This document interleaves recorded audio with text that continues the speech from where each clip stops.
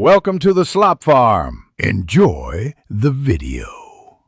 In this video, I will explain how to use hibiscus flower for tea. First, gather your hibiscus. You can use either fresh or dried calices, but make sure they are food grade. For a single serving, about 1 to 2 tablespoons of dried hibiscus is ideal. This ensures a vibrant color and robust flavor. It's a simple process to enjoy this delicious and healthy beverage. Now, let's brew your tea.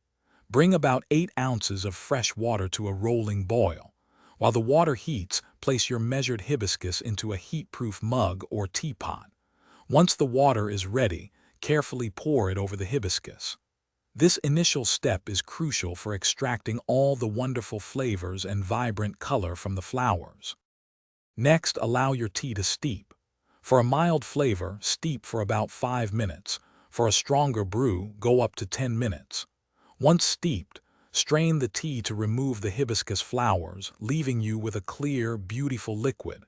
Now is the perfect time to add any sweeteners you like, such as honey or a touch of sugar, to taste. Finally, it's time to enjoy your homemade hibiscus tea. You can serve it warm, or chill it in the refrigerator for a refreshing iced tea. For an extra touch, consider garnishing with a slice of lemon or a fresh mint sprig. Any leftover tea can be stored in the fridge for up to 3 days, so you can savor it later.